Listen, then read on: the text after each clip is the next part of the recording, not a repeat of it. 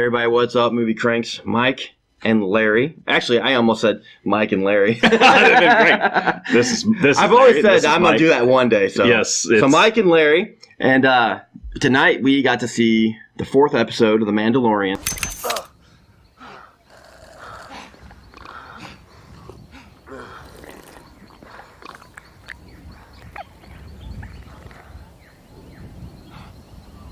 You want some soup? I'm going to say right now, I really like this episode. I thought this was the best episode for me. Yeah. This felt like episode 2.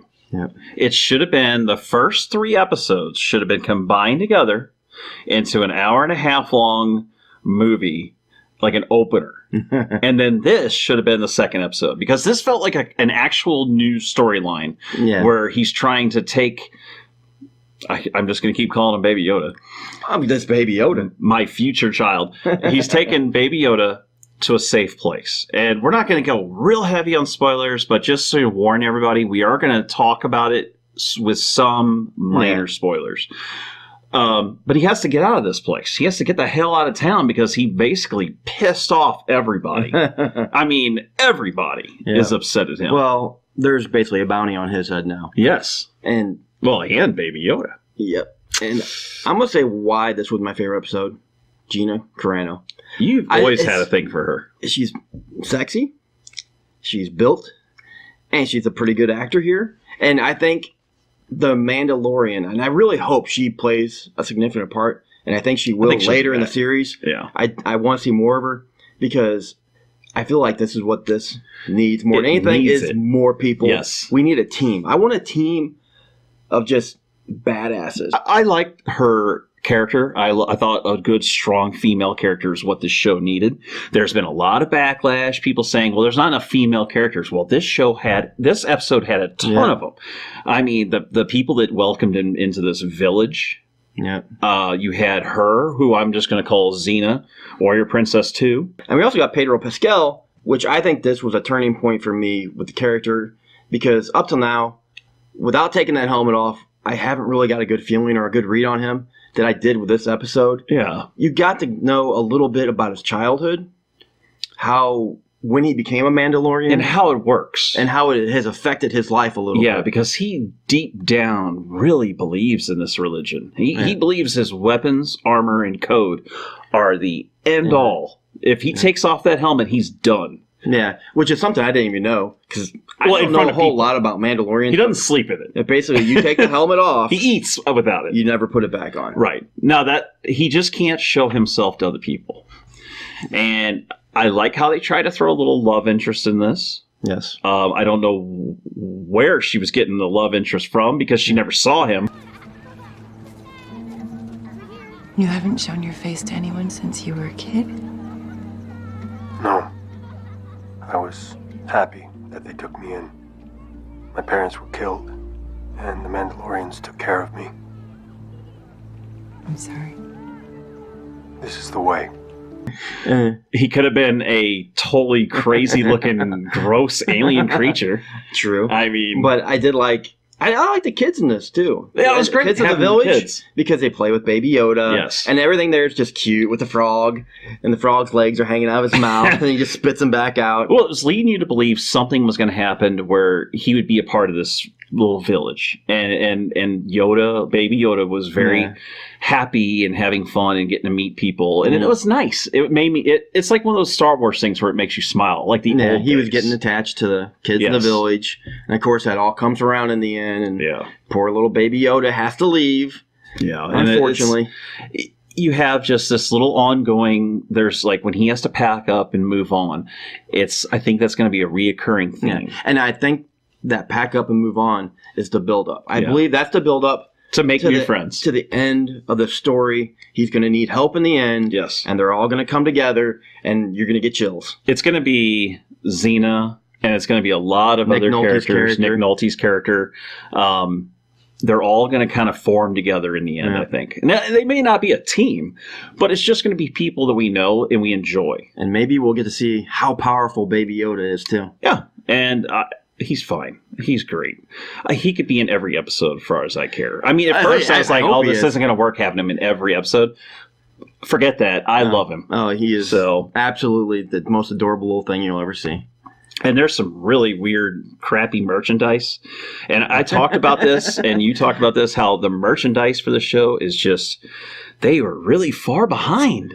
Yeah, they weren't Christmas time. I don't think they were really expecting this to take off quite like that. I don't know what the hell. I don't know why, because you can tell when they're making the movie, or when they're making the series. Yeah, the series, yeah. You can tell they know what Baby Yoda is going to be. And I understand. They're like, everybody's going to love Baby Yoda. They already said that they didn't come out with Baby Yoda because they didn't want any spoilers in the merchandise.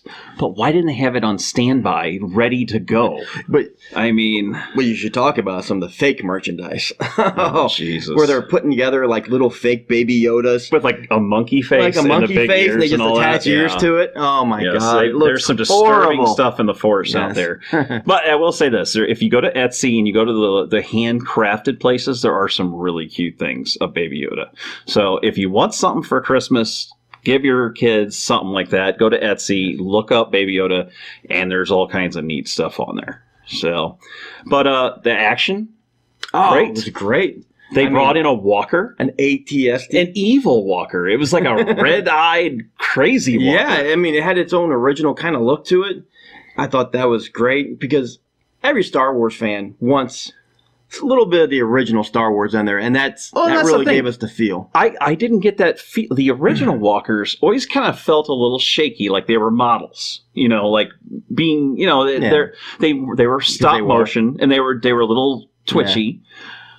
But this one, man, had a real fluid movement, and it felt like when I saw the thing coming at him through the forest with the red eyes. Yeah, it even had its own little personality. Wow.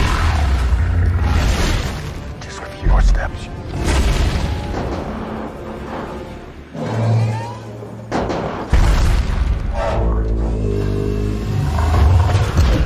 Yeah, it was sort of like made like noises when it goes up and it walks up and it's like kind of like it was neat. I don't know if anyone else thinks this, but the laser fire and the weapons fire that they've done in this is really good. Yeah, it is really good. God, when they start shooting these blasters and they have the cannons from the ATST, those are just insane. Yeah, they have explosions. They're great. Yeah, a lot of practical effects. There was an explosion in this one. Yeah. That I felt was very practical. Looked really great. Yes. Yeah. It leveled a whole building, and I'm like, whoa. I mean, you can feel the hits. And what's crazy is, I mean, the laser... Other sci-fi shows don't have this level of like quality when it comes to the shooting and action. And that's another thing. I'm going to say the location of this one I liked a lot better. I want to see different locations. This one with past with the desert. I don't know. I've seen so much desert with Star Wars recently. Yes, it gets a little old. And I remember the original Star Wars. You know, I remember them going through like the forest, and everything. They're on that chase. Quick, jam their comlink, center switch.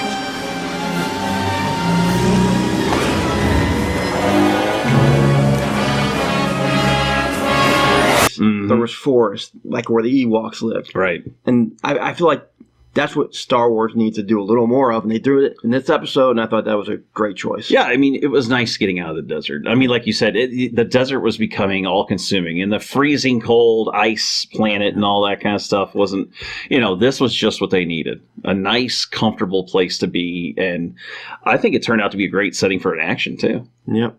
Overall, I'm going to say Bryce Howard did a great job with this one. Yeah, I think this is definitely one of my favorites as well. I hope they keep doing this to where they make it fun, they have the right amount of action, and there's more communication from the Mandalorian. We need to hear him talk more like he did in this. Exactly. He wasn't the quiet, not talking stoic type. He actually communicated and had feelings, and you could tell what he was trying to do. Even with the whole helmet on. And more charismatic characters like Gina Carano. She did a great job. Yes. Yeah, she I hope she comes back because I love love seeing... I really hope come back. Like I said, the Nick Nolte character. Yeah. I even want to see that robot. What was it? AG-11 or something. I want to see him come back. I don't know if that's going to happen, but I think that'd be great. The bounty droid. Yeah. I want to see a team form. So I hope that happens. May not. It may. We'll see in the end. Yep, but I'm excited. So far, it's going really great. This is making a shit ton of money for Disney. I tell you what, it's definitely putting the 3 movies. I don't even know. I mean, man, it's if you turn these into a movie, into a 3-part movie or something like that, you could have made a fortune on this. Oh yeah, for sure. But it's a great show for Disney Plus. They didn't do that, and you get it for $6 a month on Disney Plus. Yeah, it's definitely worth it. Yeah. So tonight we got to see Knives Out. Make sure to check out a review of that. It'll be coming very, very soon as well.